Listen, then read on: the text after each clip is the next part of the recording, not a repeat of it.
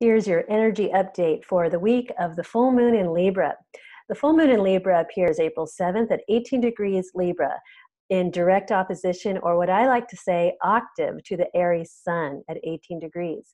In this beautiful energy, we have a divine dance happening as well with the rulers of Aries and Libra. And do you know who they are? Mars and Venus, that's right.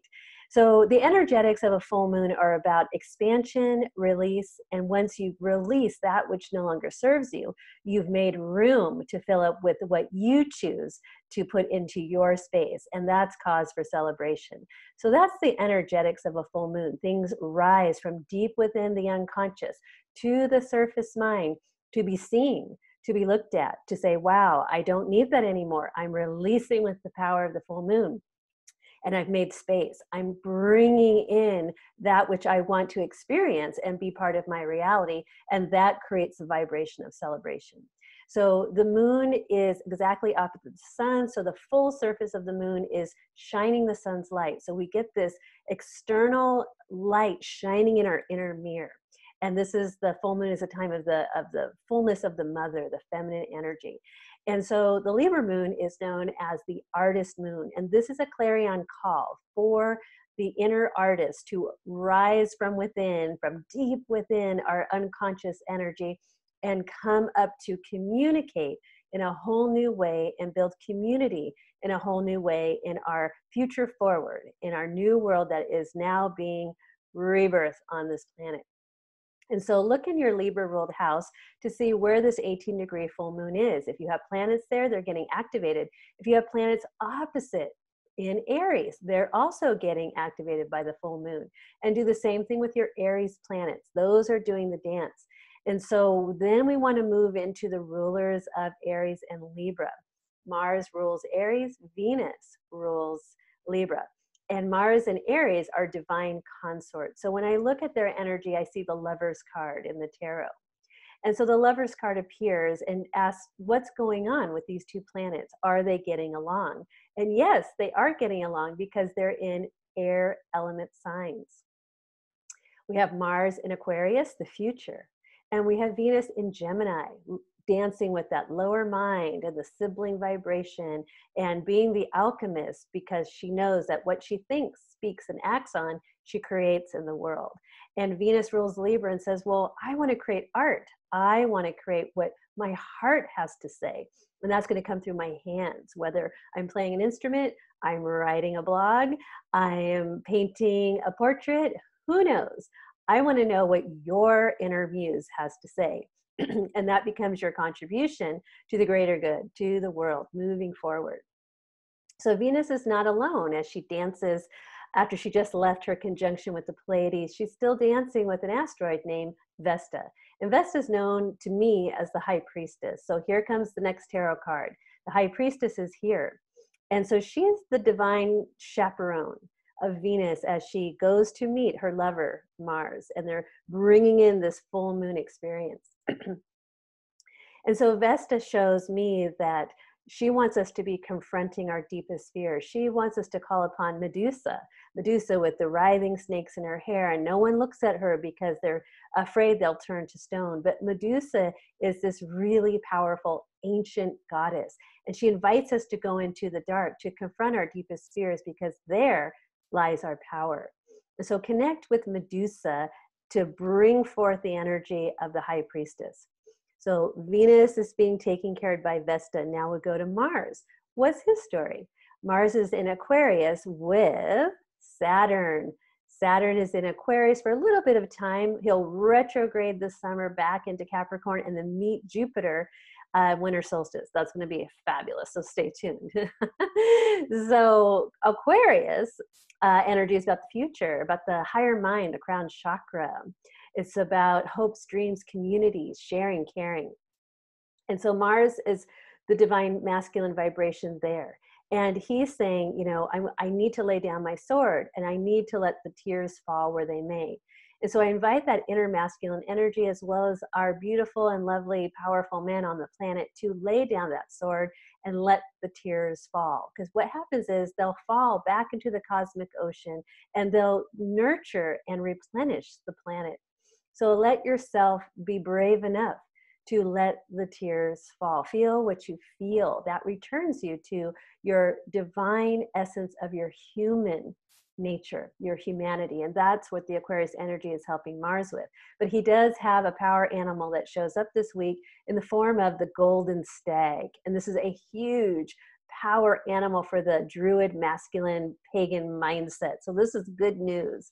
So then we have Saturn, the old man, now in Aquarius, an ancient ruler. And so when I see his energy, he starts to morph into the Magician's card.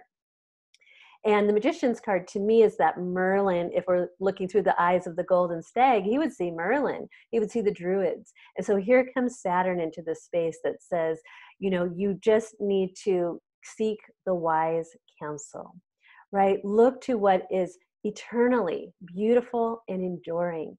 That becomes your focus, your mindset. That's what you bring your passion, your courage, and your bravery to defend, protect at all costs. That which you find beautiful and enduring and an eternal state. So that's what I invite our lovely men in our community, our world, to be focusing on now. And the crescendo to this is when I first looked at Saturn and I thought, oh, well, he's the Emperor card, right? But no, he said, hold on there a minute, little lassie, come a little closer. I've got something, a secret to share with you. So I peered into the mirror a little bit closer. And Saturn says, remember, I'm the ancient ruler of Aquarius. I am one of the 7 luminaries of ancient times. Go back through the timelines and look to see what was dancing and happening in the Aquarius octave, meaning with Leo. What was the timeline? And I went, Atlantis. And where are we now? We're moving into the opposition into the age of Aquarius. But first, before we get there, we have to clear the karmic debris from the fall of Atlantis. And there's a lot of channels out there that are saying that many souls that were alive during the fall of Atlantis are back. Why? Possibly to clear and redo and help usher in the age of Aquarius by cleaning up the old age, the golden age of Leo. What did we learn? What can we take with us into the age of Aquarius? And what do we need to leave behind and let it transform into something new? So when you look at my blog post this week, you'll see 2 symbols for the full moon and one for the Aries sun. And the Aries sun is so interesting because it's a skeleton decorated with garlands of flowers. So it reminded me of Saturn with the skeleton and the bones, and it's looking at death and the hardness of the bones, and what can we take the essence of that which has passed on, a age that is no longer the golden age. What can we take with us that is beautiful and has value? And we'll take that with us into this new golden age that is forming before our eyes. But what's really interesting, another channel that came through, not from me, but from amazing other people who contribute their gifts to the world, is that in the last 150 years, meaning the industrial age, we have successfully, maybe on an unconscious level for most, a conscious level for some, recreated the age of Atlantis. This, and what it's showing up in our world is artificial intelligence. It's showing up as robotics, cloning, GMOs, and all this genetic modification and things that were happening during that time when Atlantis fell. We have recreated it in only 150 years. But there's a reason why it's not random. It's because we're here to clear it. We're here to learn from it. We're here to let it free so that we can move into the next golden age in the light of Aquarius and bring in that brotherly, sisterly love, that community that, remember, we're not out in outer space. I mean, we technically are, but we're on this beautiful planet, the jewel in the lotus, Gaia, Mother Earth, that is here to be experienced through the organic Gaia, Christ Sophia, wisdom timeline. And so we want to bring all those lofty ideals and utopia and celebrate it in the body, possibly in a crystalline form, who knows, but in the honor, respect, and stewardship of Mother Earth. And how do I know that? Because the modern day ruler of Aquarius, Uranus, is in a 7-year journey in Taurus, Mother Earth. So you see how the planets all point and help us figure out what's going on. So definitely subscribe to my YouTube channel. I'm giving a weekly energetic update. You can find me on Instagram and Facebook at Lunar Ladies Club.